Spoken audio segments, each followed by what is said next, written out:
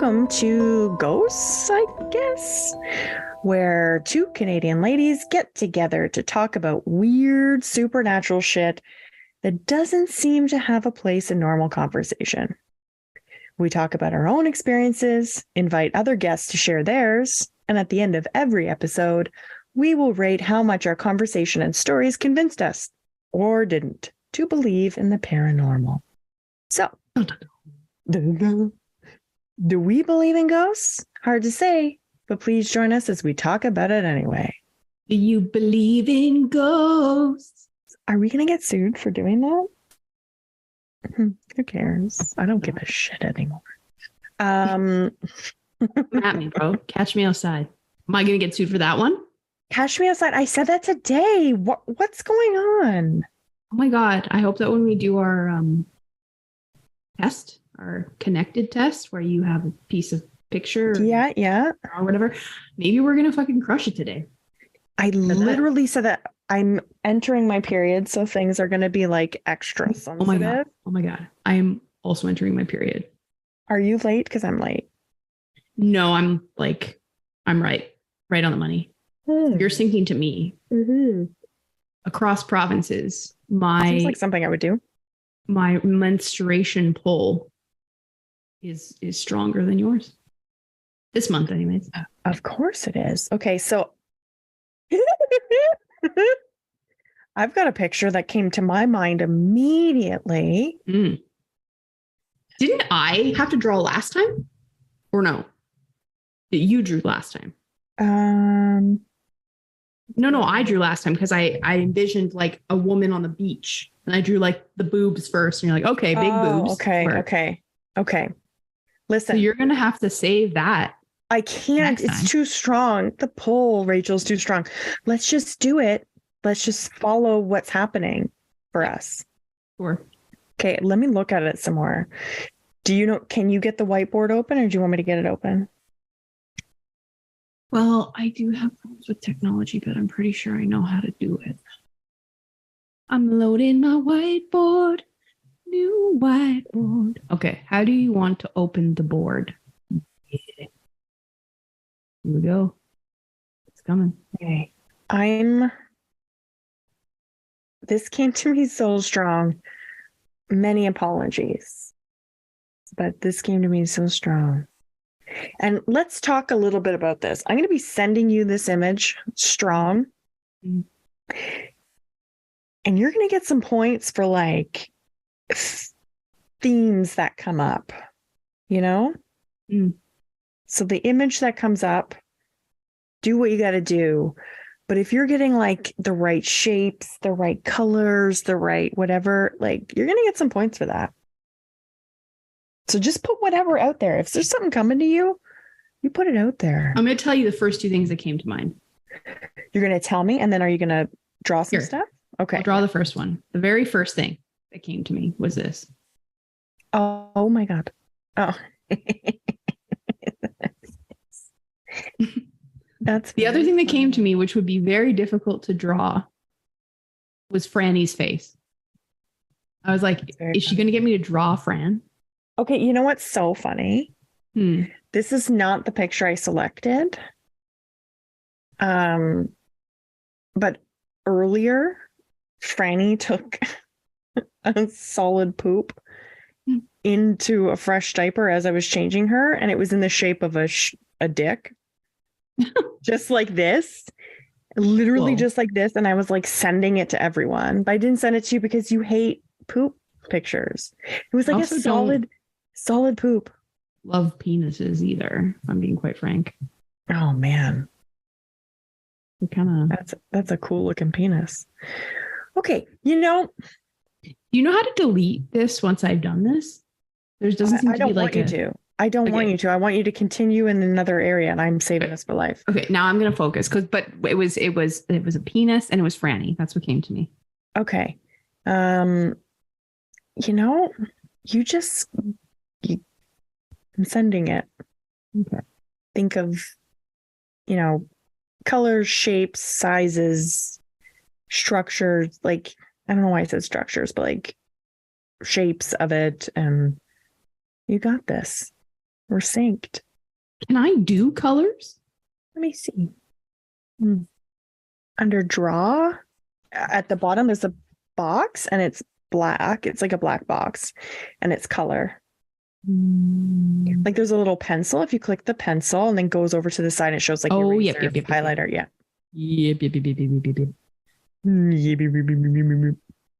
I drinking some good wine here tonight.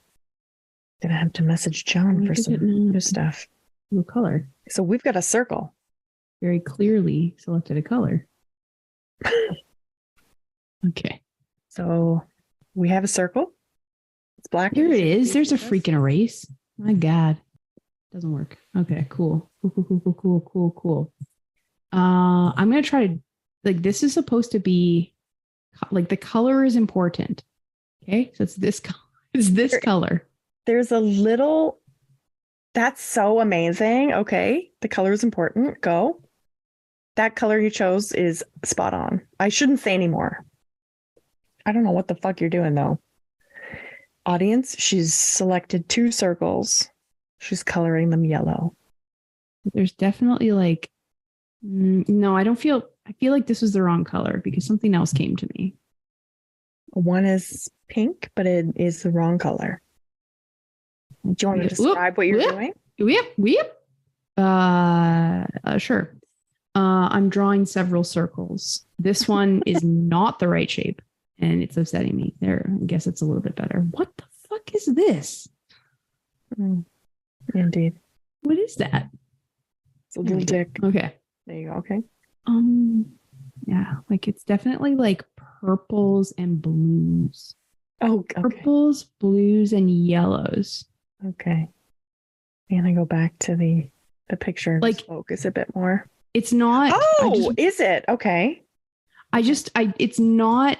Oops. It's not like in my head. It's not like, it's not like a picture or art, like a drawing. Did you say purples, blues, and yellows? Yeah. Fuck, what happened? Okay. Yeah, I felt bad about this color. I was like, no, let's get rid of that one.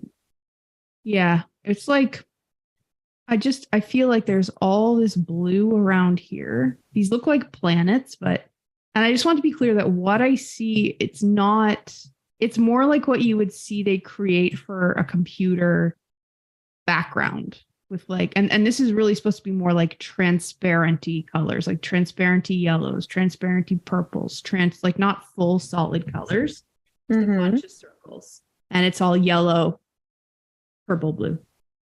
I don't think I need to keep drawing circles. I think you get what I'm trying to get at here. I find it very interesting that you selected a circle. Okay. Like all of the stuff, like maybe I'm reading too much into this, but like all of the stuff and the themes that you've brought forward, I didn't realize were part of what I was looking at, but they are. Whoa. So it's just like, should we read too much into this or should we not? And then also one of the things or one of the elements that you described was here on the page that I was looking at, and it was an ad. Oh. But the ad changes. Okay.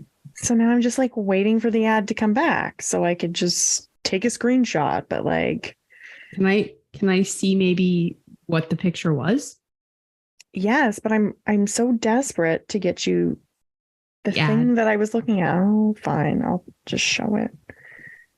How do I? Oh, look, there's a little thing that says ad. Stop seeing this ad. Not interested. We'll try not to show that ad again. Show me the next one. Go back to the beginning. Okay, I'll just show you this.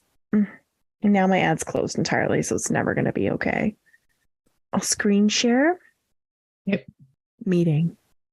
How do I do this now? Jesus Christ. Okay. I don't care about this.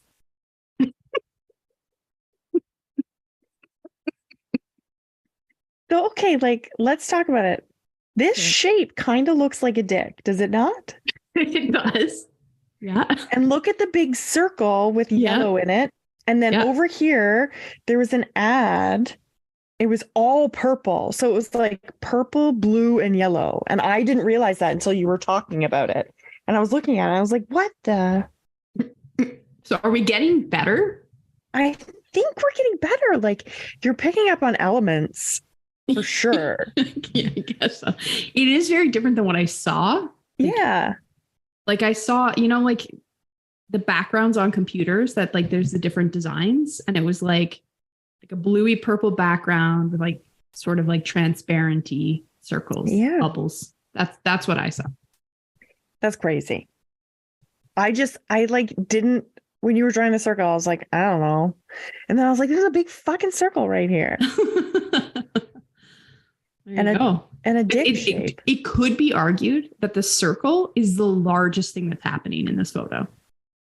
Yes, I would argue that, yeah. The corn would be the second thing. Yep.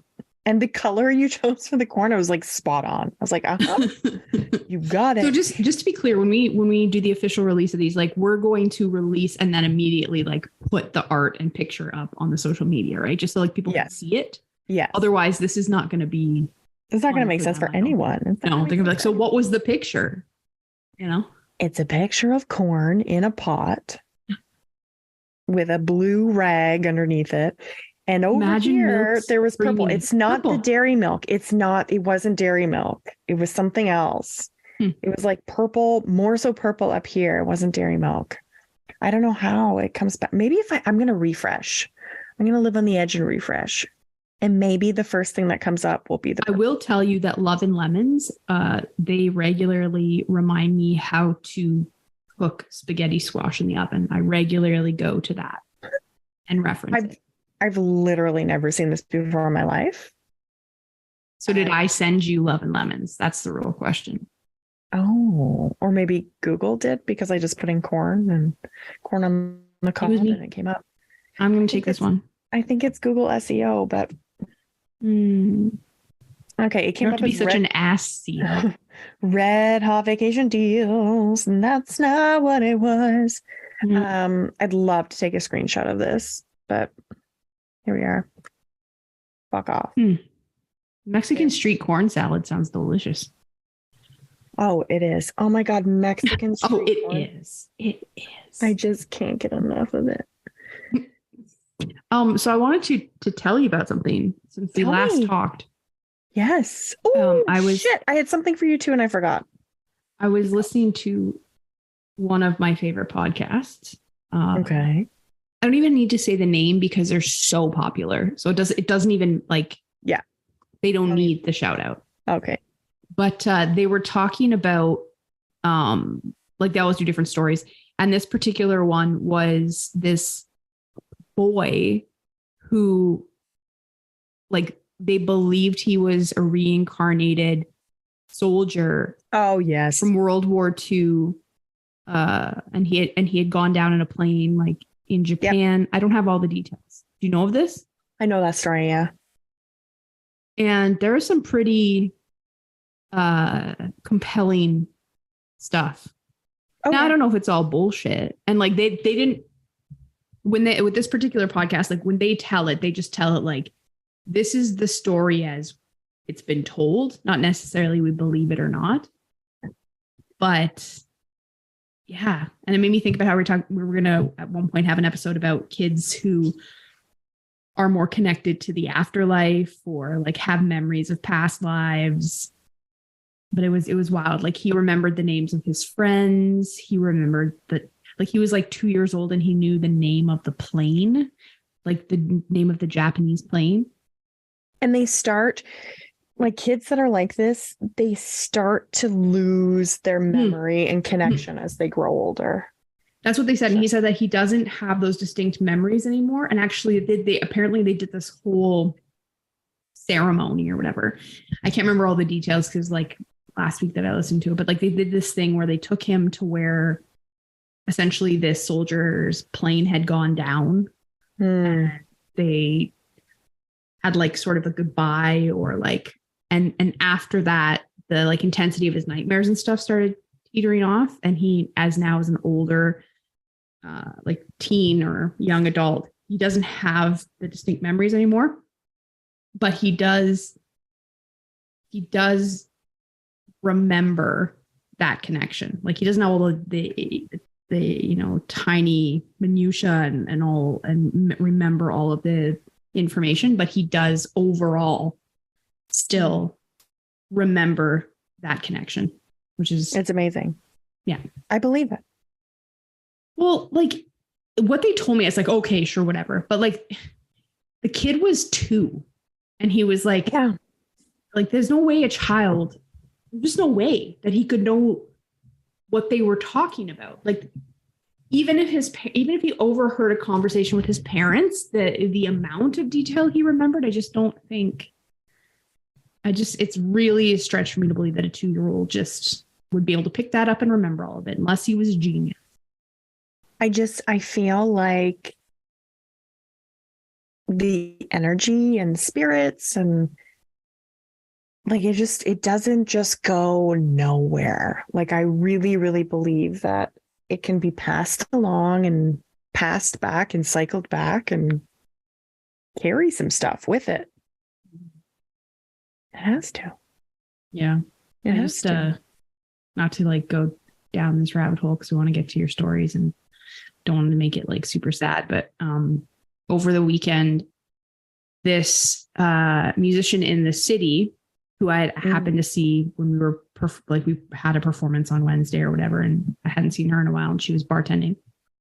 So I had just seen her Wednesday, and on Friday, her and her partner were driving around midnight, and she was asleep, and he accidentally turned southbound. Or right, he was going northbound in the southbound lane. Like he accidentally turned the wrong way. Got into a huge, horrible car accident. He died. Yeah, he's 37. They had just got engaged in December.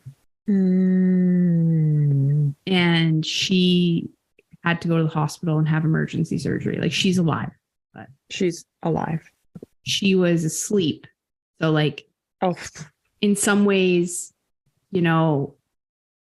she's blessed in that she didn't have to see him pass. She's blessed in that she won't have like a very distinct memory of the crash itself for that piece of trauma. But like Harley said, it's kind of like sometimes not remembering is even worse. And just this idea of like waking up and then be like, wait, what happened? Oh, you got in a really horrible car crash and you lost your partner. What would that even be like? I don't know. My heart just goes out to her. It's just like horrible. And then like, just this idea of like what happens in the afterlife and, we would never know, but the likelihood of if there's a traumatic event that happens, is there more likely a lingering of the spirit because there's sort of like unresolved stuff? No, I just don't believe that. I don't believe it. I fully don't believe I think there can be imprints or something, but like, I really do believe the spirit separates. And we talked about this. Yeah. Like I agree. Like I think overall, like a regular haunting of some castle that's been haunted for years and years. In that instance, it could just be, like we said, like an imprint of time past. Yeah. But I don't know that I feel like when you die, like it's a larger conversation of like, I guess, heaven and hell. I don't really believe in it in the true, like, I guess, biblical sense. Yeah. Or religious sense. But like, I do think that I feel like the spirit is something. And like the spirit could maybe get confused and not go where it needs to go right away. Right away. Yeah. I'm not saying that it would linger forever. I just feel like. Now, what is that book? Did you go back and watch that documentary on Netflix? No, which one? The one where she, sorry, not the TED Talk, right? I still have that up to watch. Not that one. Yeah, that TED Talk's a good one. But the documentary, Was it like Life After Life? I don't know what it was called. But it was just an episode you wanted me to watch? No, it was like a full series. Yeah, I know what you're talking about. Yeah. No, not yet. Okay. There's another book which was about like NDEs, so near death experiences that I read. It's called Life After Life. I'm Googling desperately right now. No, that's not what it's called. I'll have to figure it out. But it's literally about a doctor that was like exploring NDEs. Mm-hmm. And that's kind of what made me understand or feel more strongly about like spirits and what happens after death. And it's just like a general sense of peace. And even that TED Talk, like she didn't pass, but she did separate from herself in a sense. And it was just kind of like, it just takes over and you kind of go with it. But maybe you can get confused and not follow the path that you're supposed to go until. What I find interesting is I have heard in different instances where people have those near-death experiences and it doesn't feel nice. Like it's not a nice experience. And they come back. What is the experience? In the instances that I've heard that, which has only been a couple of times, I don't think they got into like the nitty-gritty, but just that wherever what was happening, for lack of a better word, on the other side was not a pleasant feeling. See, I don't believe in hell. I don't believe in hell either, but like, I think if you're a tortured soul, like, like if you've overall you've had a happy life and then you pass, you can maybe have a sense of calm because you're like, it's over. All the stresses. I lived a good, happy life. I had people who loved me. It can be a peaceful experience, but. Okay. Yeah, I don't know. The book I'm talking about, by the way, is Life After Life. I called myself an idiot, but it is called Life After Life by Raymond Moody. It was a great book. It brought me a lot of comfort, and it was like an easy read. It was just like, well, geez, I read it in like 14 seconds. In my long laundry list of shit to do, I'm gonna like this week put the TED Talk on there. I watched it again and I just cried my face off. I was like, this is, I think, such a good situation. I think with the series there, I think that's something I'm gonna have to bite off in like chunks because I don't know if I can watch the whole thing. Yeah, I don't know if Carly would be interested either. No, it'd be something I'd have to watch by myself. But yeah. And then the book, you're gonna be so happy. You're gonna probably shit your little pants. I was just gonna ask about this. Okay, go. I finally have started reading Handmaid's Tale. Finally. Oh, okay. You were telling me to watch the show years ago. Yeah. And I was like, yeah, I'm not gonna do it until I've read the book. And now I am actually reading the book. So once that is done, and I've been pretty good with reading books lately, then I will pick up this other one that you're talking about. I was trying to read that book. It was an audiobook, but still. Couldn't get into it, kept falling asleep. Love the series.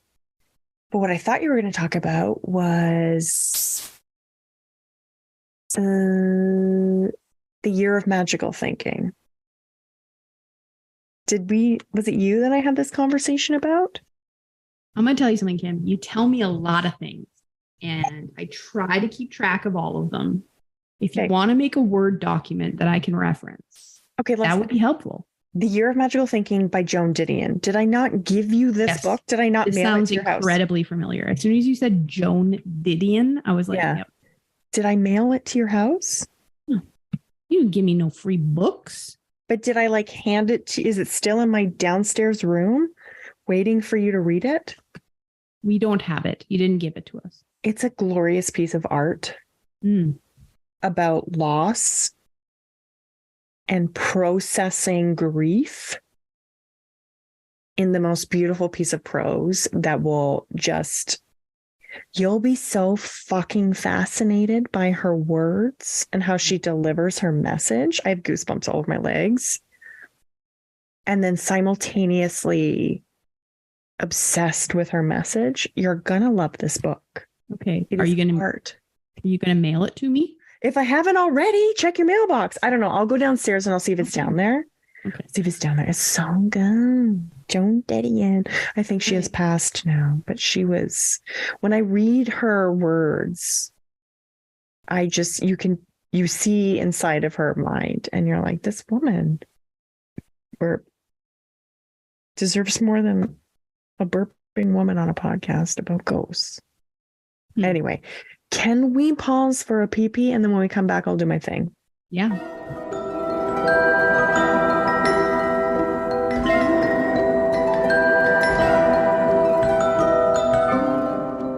And we're back.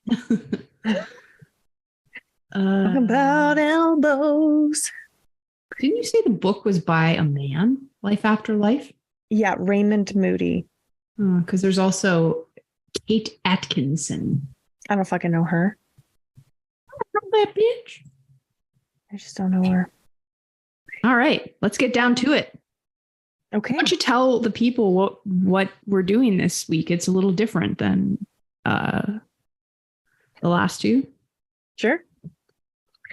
I'll do that. Thanks, Rachel. You're welcome. So breathy.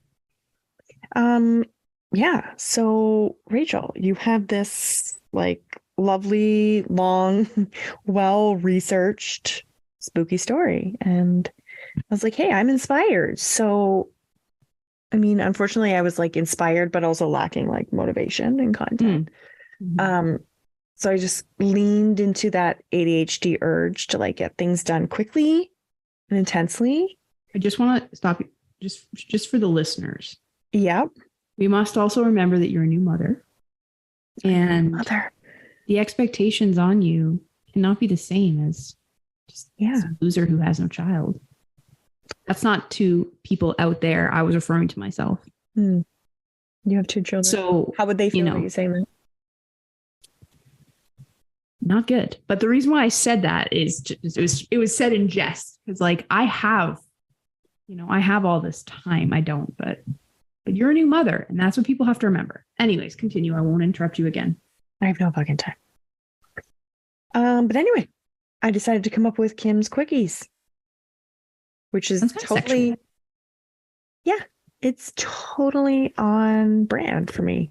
Anyway, so with Kim's Quickies, it's a compilation of all the weird spooky shit that has happened to me over the years. And then like best hits. The best hits. Like when I reminisce, I'm like really unsure how I'm so skeptical about any of this stuff. How many are there? I'll go over that later. Okay. I have a running list, but like the sheer volume, it could float our podcast for years. So you're welcome. I hope it does. You're welcome. And before I get into it, I'm going to scroll all the way to the bottom because I'm creating a list as I remember them and I'm giving them titles. And then I'll like scratch off when I've talked about them. Okay. So you have a lot of organization around this, even though you kind of... Yeah. Yeah. Yeah. I think you're doing great. Thanks. So we talked about the water slide. Walkerton Dad Ghost. I heard Walkerton Dead Ghost. Dad Ghost. Some other titles I'm going to throw out there just for excitement. Ready to receive. Today will be bathrooms and synchronicities. Okay. Fire in the field. Oh. Aren't you excited for that one? I'm very excited for that one, yeah. Okay. Asking for signs / goop. Like Gwyneth Paltrow? Exactly. Ugh, okay. I know. Collar jingle. One is called the big one. Ooh, I think I've told you about the big one, so it won't be probably. fresh for you. Hug Me Cow. They're so intriguing. I know, this one's called The Big Hand That Saved My Dad.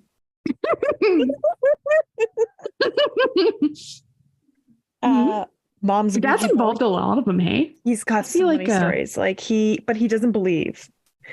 But out of nowhere, he'll be like, "Oh yeah, I saw this ghost walking down the stairs." And wow, wow. So, do you think he's like what do they call those people that are like connected to? Yeah, I think he is. I think he is because he had an NDE as a child. He right. I think that's what it was. I totally think that's what it was. Okay. And then I kind of stopped there, but I also put down pregnancy visions because I had like the entire experience wasn't a ghost story, but it was just like the most sure I've ever been of weird fucking shit in my life. When I used to work at this bank, we had a tight crew. We're still actually pretty tight. Good. And there was this lady, her name was Susan. She's dope. And she would always be like, I never have heard of that in my life. And that's what she'd always do. Like, that has never ever once happened to me before in my life. And so we tease her often. So anytime someone says, in my life, that's what I think. If you could perhaps next time we see her, get a recording of that for our podcast. Yeah, I'll get her. It may I see her at least once a year every summer. And so when I'm there, if it happens naturally, like I'll do my best. But I may have to get her to just do it. So just get her to do it. Okay. Just don't fuck around. We need this. Okay, so here we go. I labeled this one Bathrooms and Synchronicities, if you're interested in titles at all. And obviously I'm big into titles. A bit of a backstory when I was first in university. And I don't know if you've been there, but like pipe up if you remember this. But I had this like small, I don't remember you being there. But the person I was dating at the time, I know you know that person. So I had a small basement apartment and I lived alone. And then this apartment had like 2 weird bedrooms. So it had like a living room, kitchen, bathroom. And it was like pretty big, but oddly shaped and spread out. And it was like fully decked out, like a day bed in one area. And then in the back room, it was a bedroom. It was like so weird. But like, I did not sleep one night in this bedroom. How long were you there? A year or more. Ooh. I know. I've never ever slept in my own bedroom, even as a child, because I have attachment issues. So it felt uncomfortable to do that. Like, I just like very uncomfortable. I would routinely like make a bed. This is so embarrassing, but like as an adult, I would make a bed in the living room on the floor outside of like the bathroom was right there, but I would make a bed in the living room on the floor. And it's like, I'm a functioning adult now. So like looking back, I'm like, that was so weird and dysfunctional, but like, that's what I knew how to do. Yeah. That's what brought me comfort. I didn't sleep in my 2 bedrooms. I slept on the floor in the living room. Not even on the couch. I made a bed on the floor with quilts. Just surviving out here. That's what Kim liked to camp out. That's what she did. Anyway, bathroom was like off to the side. And super quick side note. On our first vacation together with John, we went to Orlando, Disney World, Harry Potter World. So cute. Yep. Is that when you went to Harry Potter? Yeah. Oh. Okay, so nice. Continue the story. It was amazing. And we bought a package and we got upgraded. First time in my fucking life. And we got this cool suite where like there's this big space and then there's a king bed on the back wall. And then there was like a kitchenette along the one wall over here and like a seating area, but there was fucking no Wi-Fi in the bed. Like when you got into the bed, this whole thing was made of like concrete. Got into the bed, Like no Mickey Wi-Fi. ears. Yeah, there's just I couldn't do it. I couldn't do it. And I had known John for like no time whatsoever. Mm-hmm. And I made the executive decision, to pull the king mattress from the bed and drag it over into the kitchen and sleep in the kitchen because there was Wi-Fi there. Mm. And as you can imagine, John was fucking beside himself. Yeah, he wouldn't like that. No. Uncomfortable. And he was just like, who is this fucking person? Anyway, we still talk about it. Like we talked about it. Look at us. Have a baby. Well, baby. Yeah, it all worked out. Anyway, okay, so here I am. I'm like lying on the floor in my apartment by myself, trying to go to sleep. TV's probably on or it's low. And I could like, I know you felt this, but like you're entering that space between wakefulness and sleep where your thoughts, you're not dreaming, but like your thoughts aren't your own thoughts anymore. Right. And they're doing weird things and stuff. Mm-hmm. And like your subconscious takes over and it starts running this like pre-dream commentary that doesn't make a lot of sense. And then on this particular night, my pre-sleep, pre-dream like headspace floated to thoughts of my cousin April. And so April was younger than me, maybe like 6 to 8 years, 6 to 8. And I should know, but I don't. At first I thought you said 68 years. 68 I was like, years. Yeah. All right. It's negative years old. Regardless, she was like a very special girl because my family lived with her family for a little bit when I was younger. So I got to experience like a bit of a sibling relationship in that way. She was like the first baby I ever held. Yeah, she's a darling. And my brother was like 10 years older. So I never had to understand like sibling. You felt pretty connected to her. And like she was a special girl. And I use past tense because at a very young age, like maybe 12 or 13, she had a particularly like rough night and was facing a grounding. And I believe she had some like overrun emotions and she took her own life. Very young, very young. And it was like trauma that blasted my family, like trauma that we've never experienced before. And obviously nothing good comes out of that situation other than like, maybe, you know, they've donated her organs or whatever, but terrible situation. So anyways, on this night, it was like several months out from her actually passing. So it was like still fresh, but I had dissociated from the situation, the pain, because like, you have survival, to go, right? Yeah. And in that weird state, I let like the thoughts wash over me and surround me, or like the feelings surround me. And it wasn't like thinking of her or things about her or situations about her. There was no monologue like, April used to do this. Where is she now? Like, did she know what she was doing? Like, it was nothing, no commentary. It was just April. Like, you know what I mean? Like she was filling that space. And it was just like the presence and the concept of her in my mind. And it almost felt like meditative. And I just like sunk into it. It fully washed over me.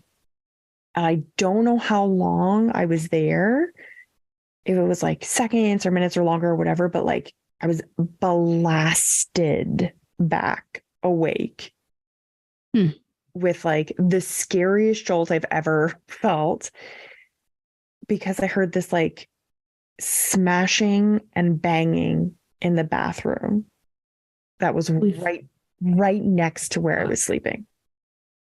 And immediately I just knew in my brain, before any logic took over, I was like, that's April.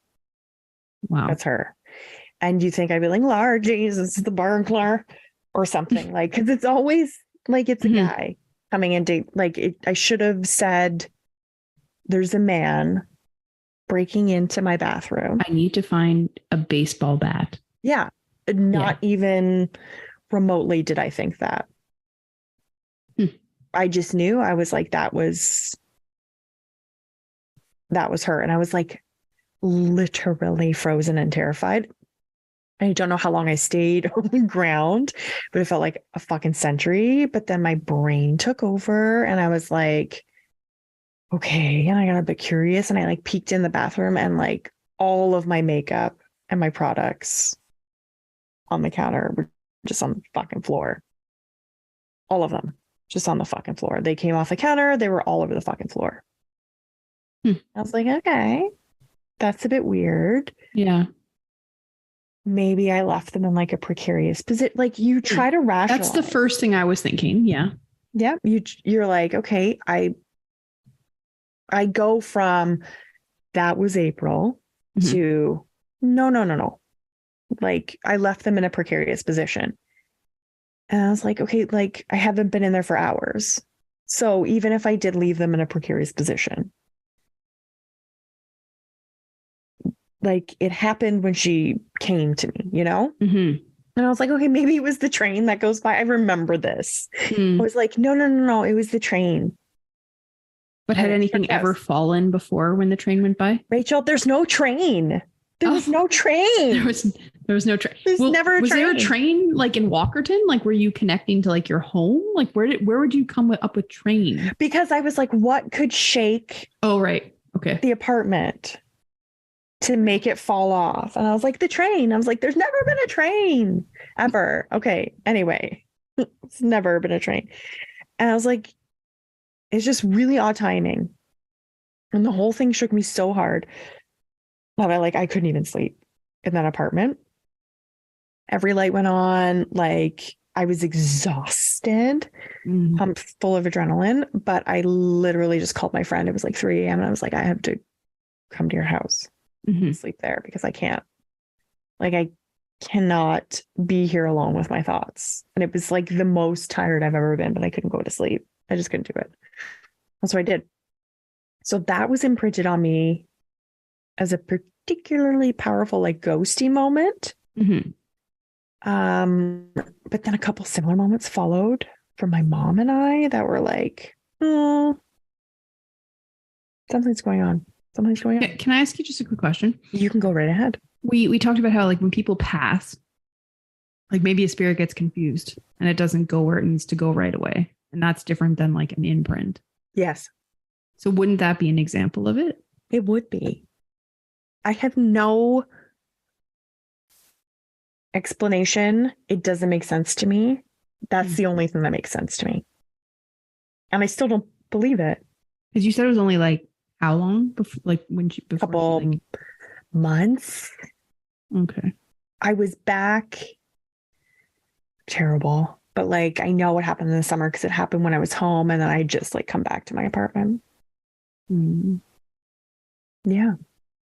It was fresh, but I was like disassociating. Anyway.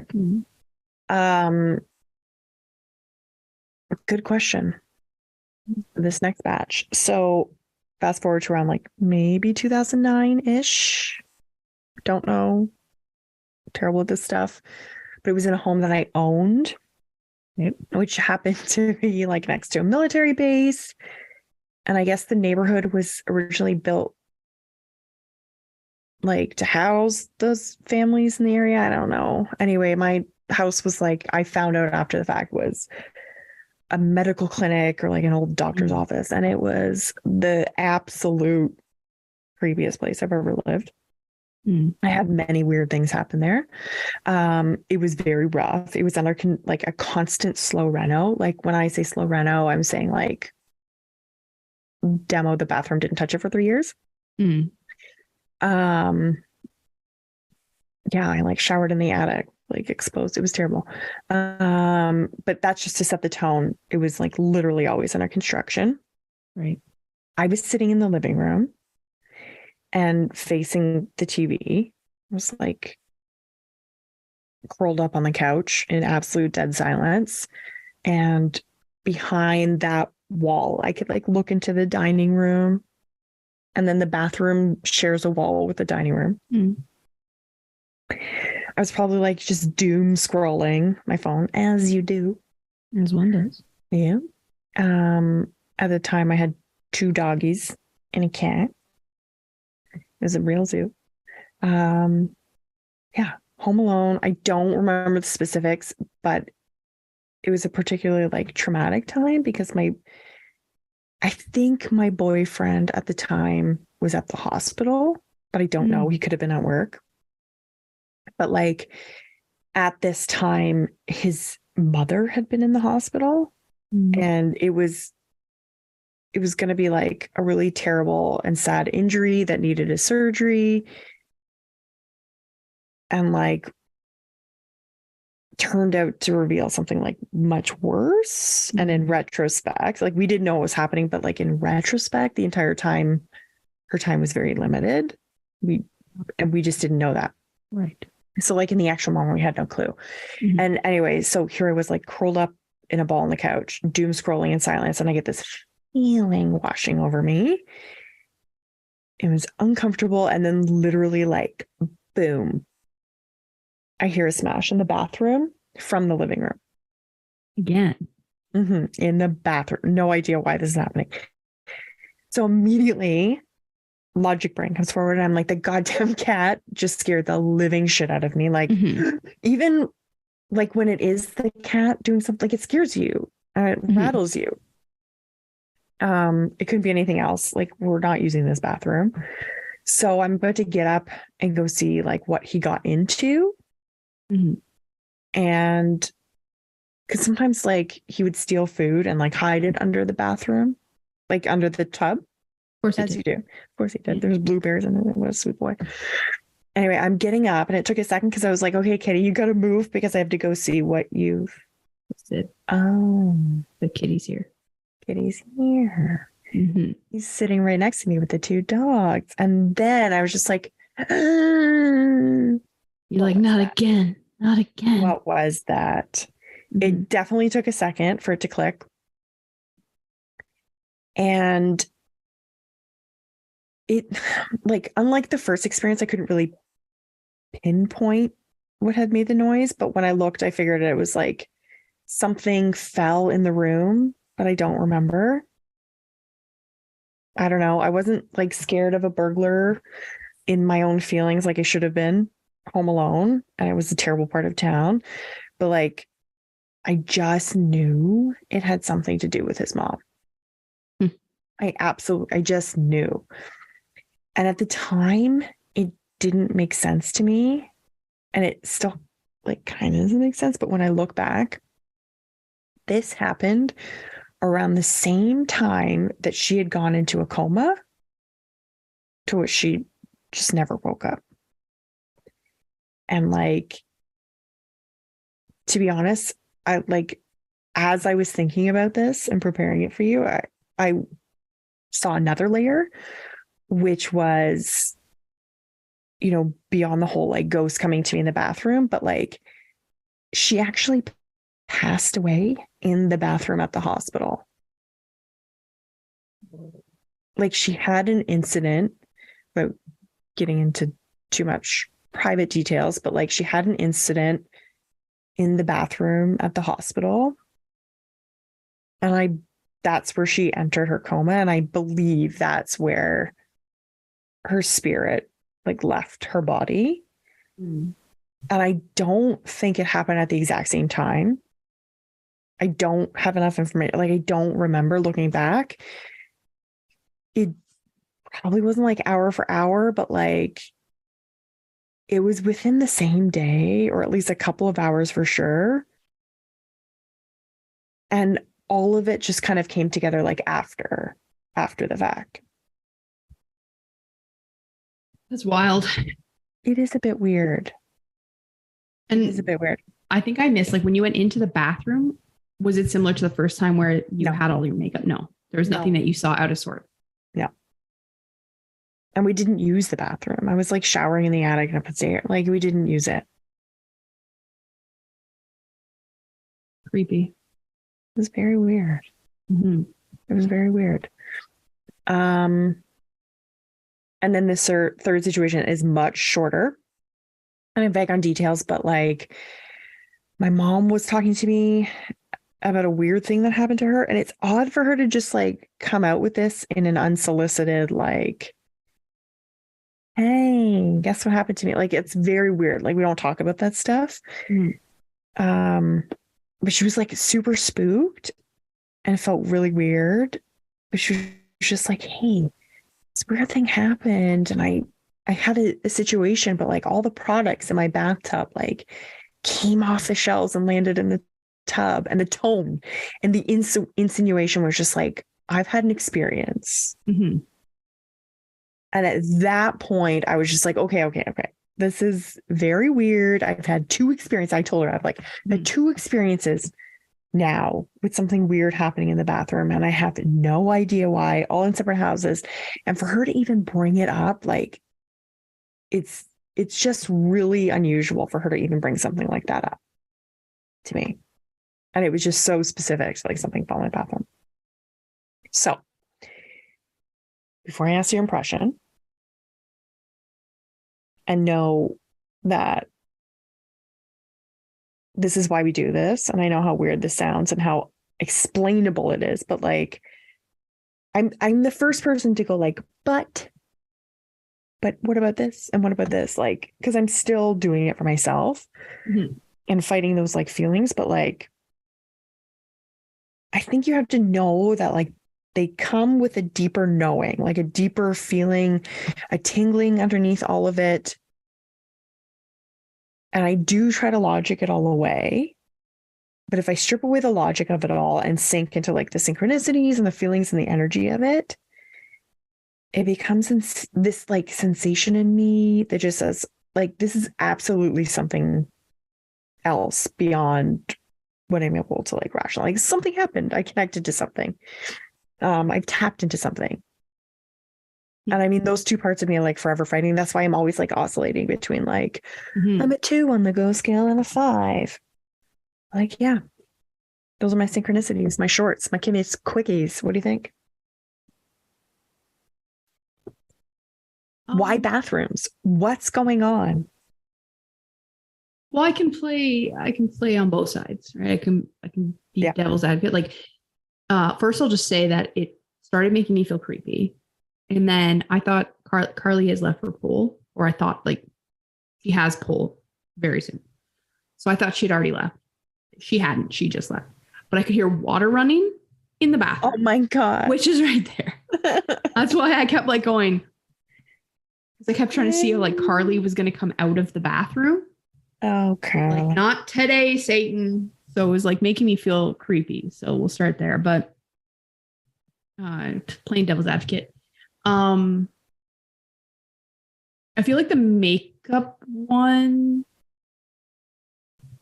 it could have been that one thing was precarious.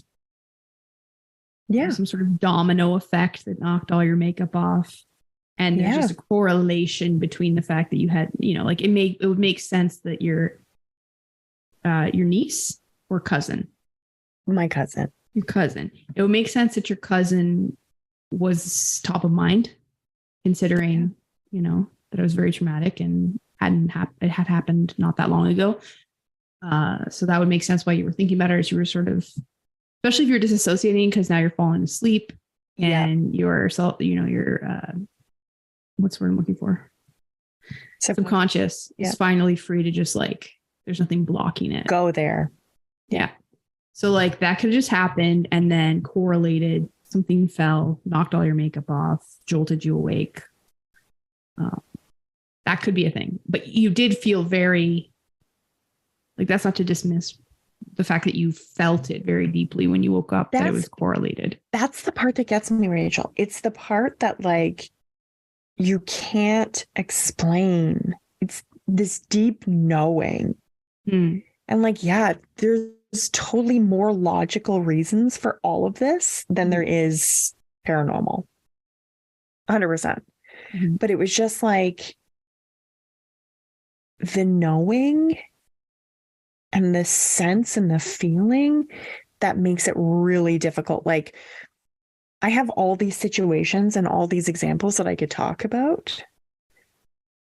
But out of all of them, the thing that's most powerful is the thing with the least evidence. Mm-hmm. And that's the situations I encountered when I was pregnant.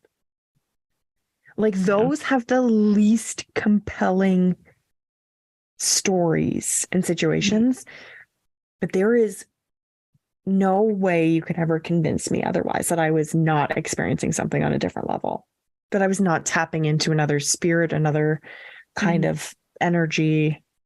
There's no way you can convince me because the feelings were so powerful. Mm-hmm. And the knowing, that's the crazy part to describe to people. Yeah. I mean, like it's much harder to rationalize the one with your partner and his mother, like, because you said you went to the bathroom and there was nothing yeah. Like, unless there was like a big crash outside or something. But like, and like was there a window in your bathroom? There was a window. Yeah. Yeah. And like, so unless there was something outside. And like, I didn't even connect this until I was like thinking about it for tonight. And the fact that like she fell in the bathroom. Mm-hmm. Mm-hmm. And that's which would when make she entered her. Like, I did not even think of that until I sat down and started putting this all together, which is like insane to me. Yeah. I mean, like, it kind of reminds me specifically, your cousin kind of reminds me of like after my grandpa passed, I was quite young and I was very connected with him. This is my father's father. And I was just so sad and I would cry very often about it and be very upset, and not to get into like childhood stuff, but a lot of that stuff I was always kind of left to process on my own. Yeah. So there's a lot of feelings of being alone with that grief. And I remember feeling, I was falling asleep and I could feel what felt like just a comforting hand on my head. Oh. And like, I was young and I don't have a distinct memory of like, oh, grandpa, like, come to me, grandpa. And then like, you know, imagining something. Like I just felt like a comforting hand. And I've always kind of felt like that was my grandpa, you know. That's sweet. So like, again, there's nothing tangible. No. To like all that can be used as any evidence or proof is just that's what it, like, that was my experience, right? So like that's what it kind of made me think of when you're talking about like you woke up and you felt it. It's like that's not something that you can like, it's not a tangible thing. And I think that's why a lot of people are able to, like, the skeptics, like the true skeptics, can just be like, well, you know. Oh, like, trust me, I can find an explanation for all of it. But I don't know, as I get older and I give in more, the more I experience, the more I experience. Like, the more I give into it, the more frequent it becomes. And I've always been very resistant. Like, there's stuff that slips through. Oh, really? But I purposefully resist because like it freaked me out so much. For me, I've had more joyful experiences. Like, I am sad that the bathroom experience with April was scary. I'm sad about that, but I was like scared and alone, and I'm like, I didn't understand what was happening. But as I experience more and more things in this house, I feel really like comforted and protected by I'm not like, I'll get into it another time, but like, I've literally broken silence and spoken out loud in this house alone to things. And and had response back, or what I feel like was response back. And instead of feeling like fucking terrified, like I normally would have, felt total comfort and ease, and like laughing. I was just like, this is absurd. Do you want to tell another one? You're not going to do all of them today? No, but you know what? I can tell a quickie, a real quickie. I don't have anything prepared, but from memory, I can talk about fire in the field. Fire in the field. Fire in the field. Fire. Field. Fire. Let's stop doing that. This isn't my story. Fire. Fire in the field. Okay. We apologize. I don't. This is who we are. And just like, if you don't like it, fuck off. Just This isn't for you. It's for me and Rachel. This always was for us. It's just for us. We don't need listeners. I would love listeners. I'd love advertisers. I'd like to be able to do this and make some bank. But I also really enjoy talking to my friends. Rachel's in it for the money. I'm in it because I'm just like, I don't get any time for myself. I legit am not into any creative experience or endeavor that I'm in for the money. If I was, I would be horribly disappointed.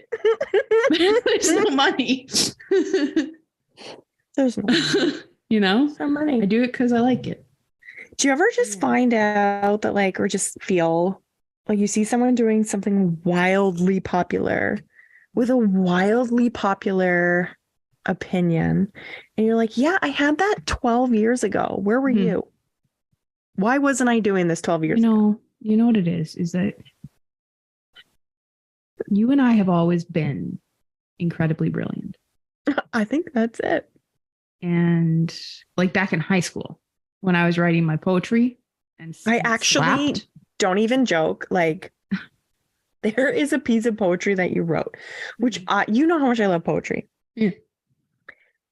And it's still embedded in my head. I would define it as one of my favorite pieces of poetry. Wow. That I've ever read.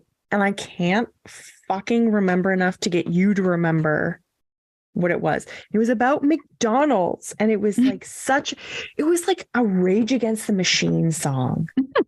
You wrote Sounds about right. You were Rage Against the Machine fucking lyrics about McDonald's and how it was this big corporate beast, and you just went on and on about this big corporate beast. And at the end, you were talking about something about how even the smallest foot on a broom placed in the right position can crumble. It was so good. Remember that. That's the only thing I remember. Could you just if you could just find this poem, go through. I don't know. It was so good. I was like, Rachel the genius. It was so good. I really enjoyed it. And I will never hear it again. I will never know what this poem was. I should actually take that stuff to the next level and not just let it fall away and disappear. Remember how I wrote a song about you? Absolutely, Jackie O. It was a great song. I could still play that one, I think. Every now and then I'm like, I'm not Jackie O. No. Even though today I was pretty Jackie O today. You have big glasses? No. Just being bougie or what? I was just pretty bougie. Yeah. You are pretty bougie. I was pretty bougie. Yeah, I was pretty bougie. I made a duck confit spinach for dinner. I love duck so much. It was so good. It was so good. Anyway. Fire in the field. Okay, so not my story. I've told you about how my parents and I, when I was younger, before high school, would start fires. Yeah. In the fields. No big deal. I told you about this, right? We fucking burn fields down. No big deal, right? Don't judge me. But no, we it was just the three of us. My brother was gone. And so we had like no money, but we were in Ontario and had pockets of my mom's sisters like over Ontario's like Barrie, Brampton, whatever. Mm.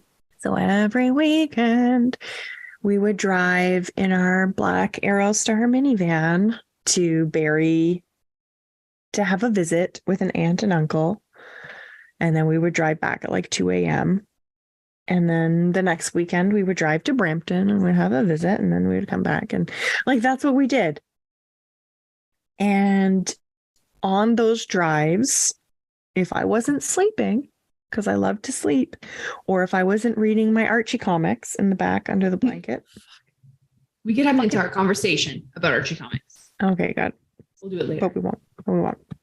If I wasn't doing, I would love going to the fucking store and I would be in the line and I'd be like, oh my God, this one has Blossom on the front. Mom, you don't understand. Can I have this one? And like getting a new fucking Archie comic was like the highlight of my life. And anything with Blossom, because she was like so pretty. And I was like, someday I'll be like Blossom. Look at me now. Sorry. Are we talking about Blossom from like the TV show? No. Wait. Who was Blossom in the Archie comics? The redhead. Huh. Hold on. I got to Google this. Hold on. I remember Midge. I obviously remember Veronica and Betty. Yeah. I don't remember Blossom. And you think I would because I obviously love Cheryl Blossom. I'm sorry. It's Cheryl Blossom. I still wouldn't have known, but it's Cheryl Blossom. Oh, yeah. Like I remember her. And that's basically my girlfriend. So you think it would have stuck? It is. It would have stuck. I was just like, fuck Betty. Fuck Veronica. I really liked Betty. Fuck Betty. What a loser. It's really funny because if Carly was here, she probably like, it's just so very, like she would have liked Veronica. And like when you think about who we are and our personalities, like she would like the crusty rock star and I would like the sweet, quiet. Yeah. You know? Yeah. Gentle. Veronica's, I wish Betty's personality was in Veronica, obviously. Okay.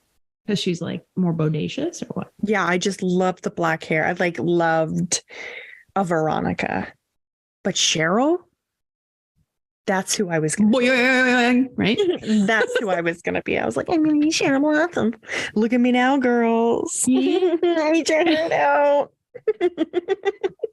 Oh, my life is crazy. Anyway. You're a beautiful woman. Shut your mouth. Yeah. Yeah, so we were on our drives. Mm-hmm. And as you know, I would ask my parents if I was fucking bored as shit, done with creating scenarios in my head about meeting. This is so embarrassing. One of the scenarios that I would run in my head over and over and over again. This is embarrassing. I'm ready for it. To admit. No one's ever going to hear this. Go ahead. Okay. This is like the grossest thing I've ever admitted to. But like I would create like scenarios in my head where, oh my God, I can't believe I'm saying this. Like this is going to tell so. I can't even. This is gonna. You don't have to. It's okay if you don't want to share it. This is gonna you're not forced to so share much about my teenage life. I can't. Okay, but I was like, I will say, like, there would be no judgment coming from me because I was. It's gonna be everyone else. They're gonna be like daydreamer. Like I was a daydreamer. Yeah, it was. I swear to God, that was childhood disassociation. Daydreaming was childhood disassociation. It was me living the life that like I couldn't grasp anywhere else. 100%. Anyway. Yep. This is a bit disgusting and like shameful to admit. But like I would have this daydream where I would stumble upon either Prince William or Prince Harry. And I would love Prince William. He was just so dreamy. And he's so not attractive now. Like no, he's sorry, Prince William, but you did not glow up. He didn't glow up. Prince Harry did. Yeah. Anyway. Not really into like Harry's not my type, but he is very handsome. He did. Yeah. Yeah. Anyways, go ahead. I would like comfort them after their mother died. Yeah. And I would be like that person for them. Mm-hmm. And like I pretended that like I didn't know who they were. Right. And so like So you could really get to know them. They let me in. Like it would be like we were at camp and like I didn't know who Bill was, William. And like I just comforted him after his mother died. And I was that person for him. And I was just like, Jesus. Now that I look back, I'm like, that is the most. That's just so pure. Thing. I thought you were going to be like, and then penis in me. No, it's so embarrassing. It's like the grossest thing I've ever admitted out loud. That's actually not that. I know that to you. First of all, thank you for sharing. I know that was hard because it was what to you felt like a deep, shameful secret. It was pretty tame. I would say just as a like on the outside of it, it was like just kind of like a sweet, tame daydream that you had. Good, okay. It's not that gross. It's a little gross to like get joy out of comforting someone's tragic loss. And to like I don't know. I would daydream so much. Like so much. I fucking love daydreaming. Like some crazy shit. Like my mom had a friend who, because she worked for a time in Kingston. Here we are back to Kingston. But I think she was working part-time. Anyways. And she had a coworker who had a son that was around the same age as me. Oof. And like why my mom would even like collect information to bring to me about this individual who I'd never met, or it was bizarre. Like in retrospect, why? But she somehow got a picture of this boy and like a little school photo. Why was the mother giving my mother a school photo of her son? Gross. It's weird. Moms are weird. We're all weird. Like, and what were they trying to accomplish? Like hooking us up? Maybe. Anyways.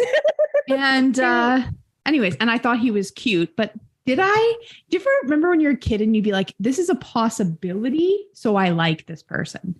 Not so much like, absolutely. Yeah, it wasn't like, I genuinely find this person attractive. It's just like, oh, okay. If it was a possibility, if it was something that could happen, it became attractive. Yeah. Like I remember Tim. Do you remember how I dated Tim in high school? I didn't want to bring that up. You remember? I do. What's his last name? I don't know. Shit, I don't know. Anyways, he had very sweet, like a sweet cherub face and nice blue eyes. What? Are we talking about the same? Wait, name? Was his name Tim? No. Okay, wait. Can we? Wait, who are we talking? There was a Tim.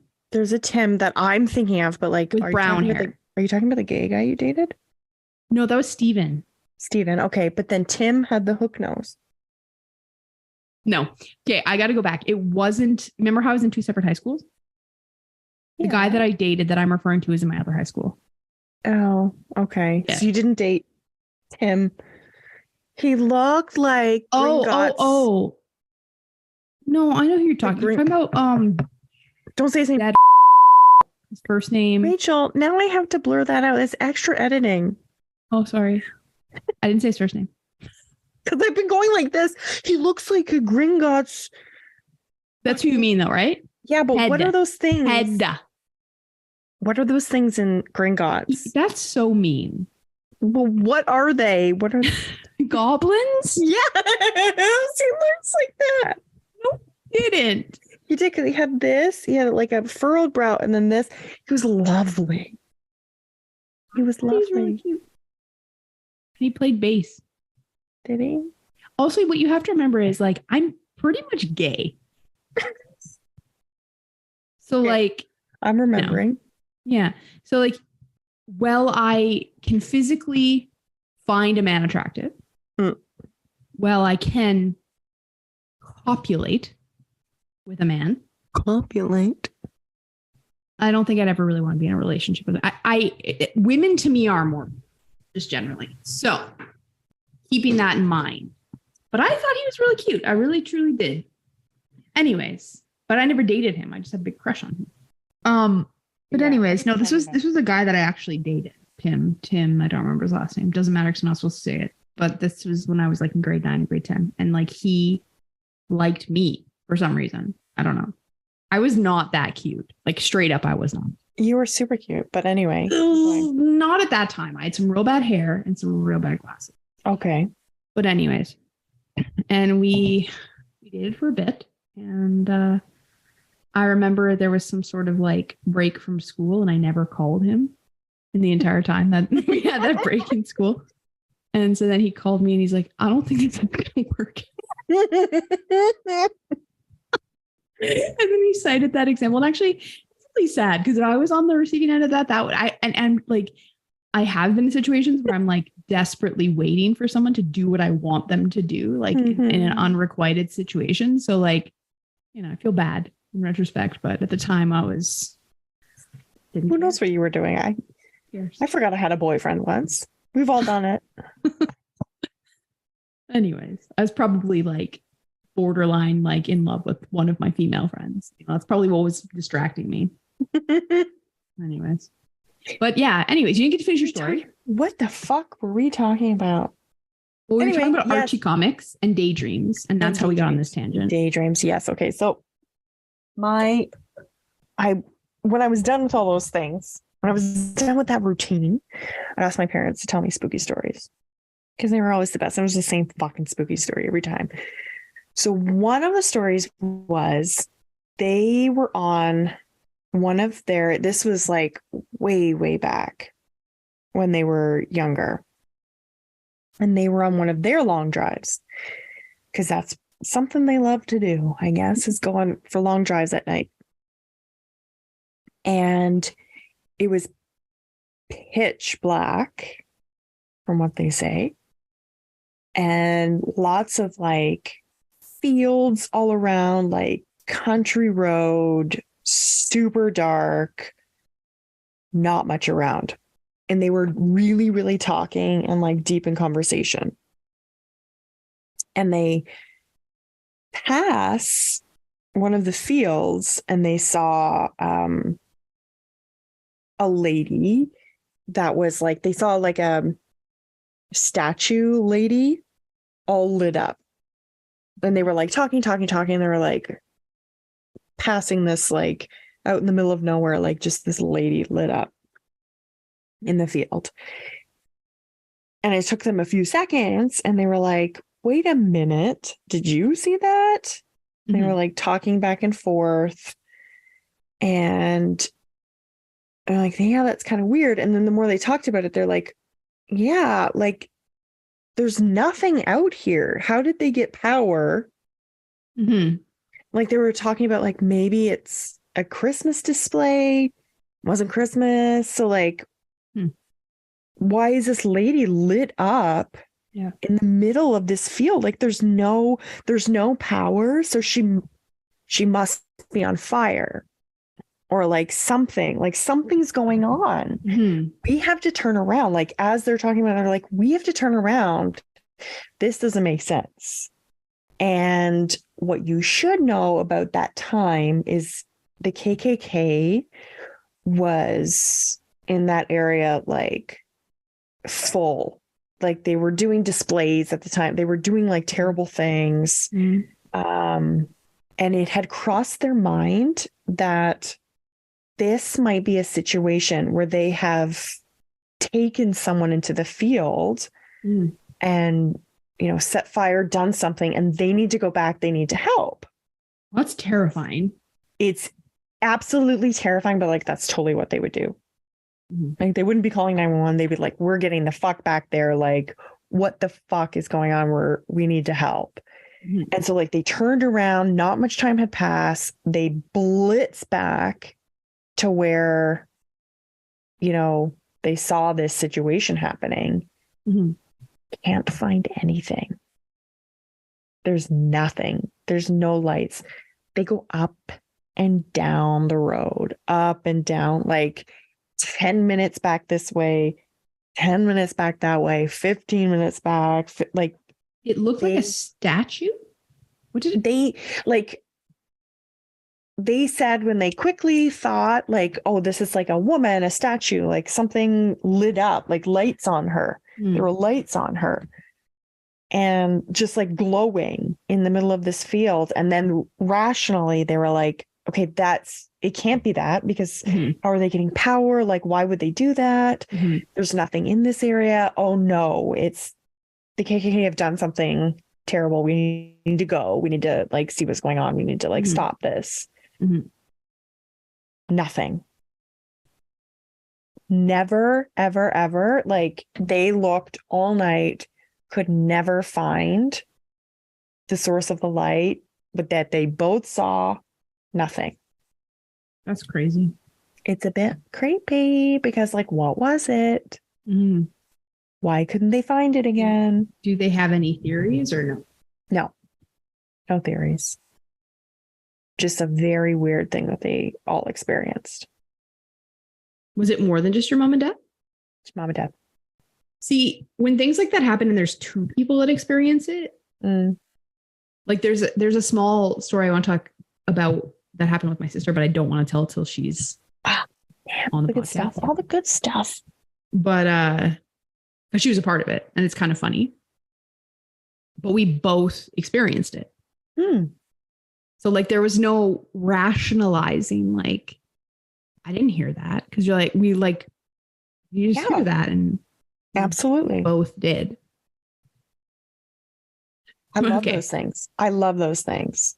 I'm gonna maybe end this on a very funny story, which I don't know if I've told you before. Sometimes Carly and I like to watch some streaming, whatever it might be, on our computer before bed or while we're in bed, you know. So whatever, we did that. Got tired. Put the laptop back in the living room. Went to sleep. Which, why would he put the?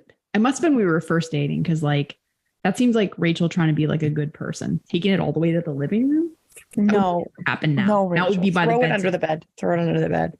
But anyways, put it in the living room where it usually sits. And whatever, we're asleep. All of a sudden, blasting loud. We're just wild right out of bed because we can hear a man's voice. And we're like, what the fuck? And it was really loud. And it just like we were like, Carly grabbed onto me. We're like, and then Carly's like, is that RuPaul?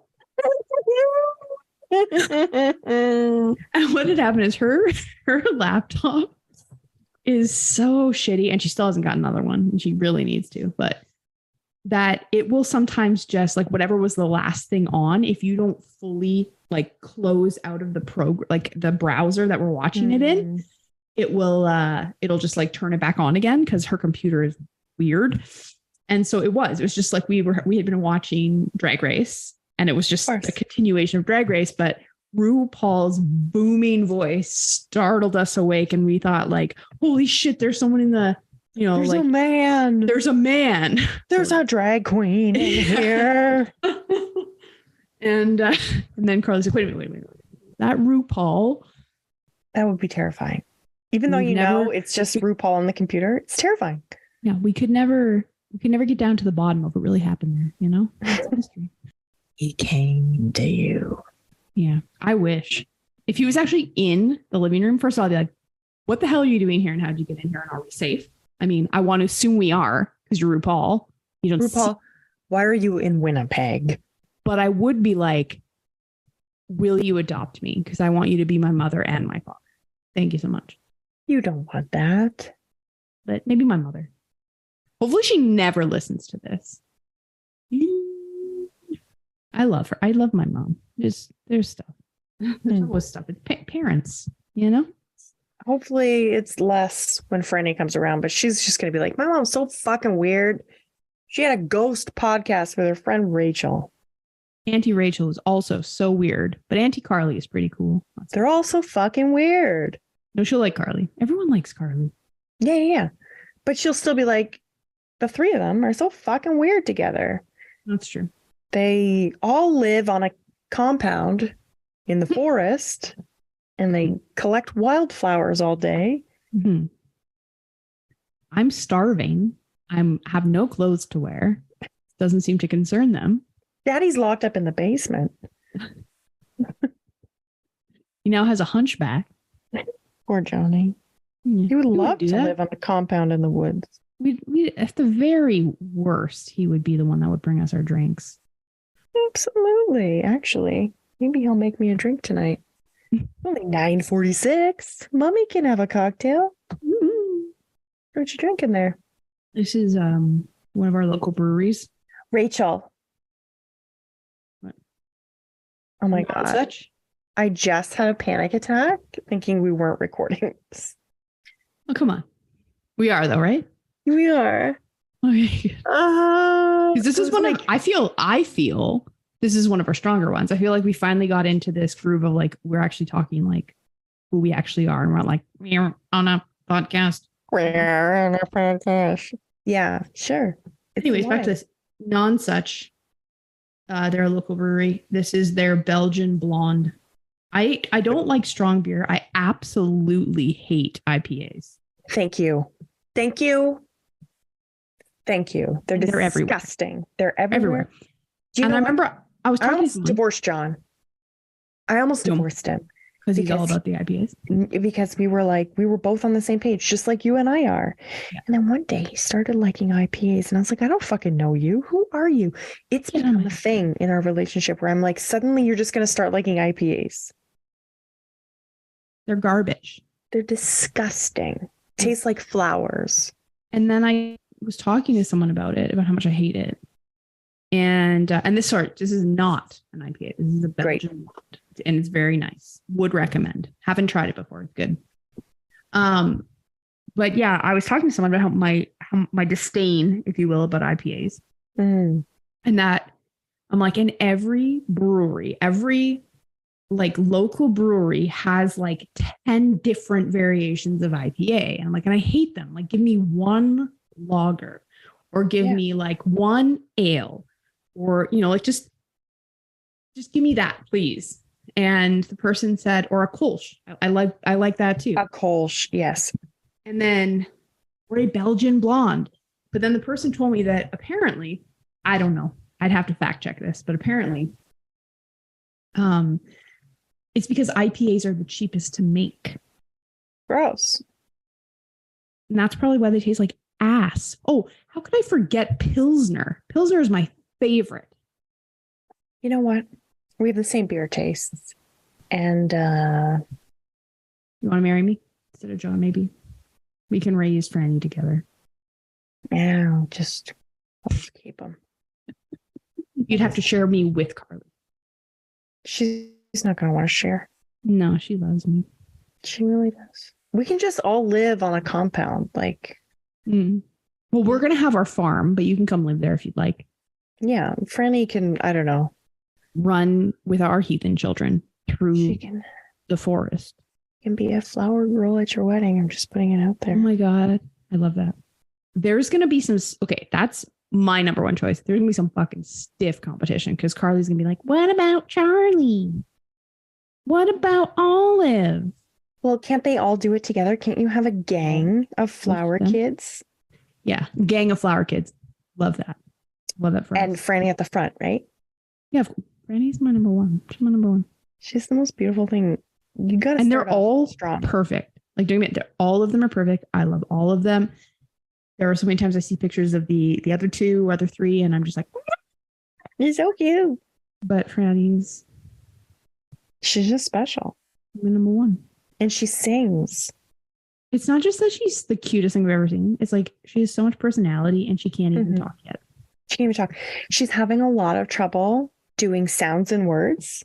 And today I decided to start like singing to her. So there's her favorite show is called Miss Rachel, which is fun.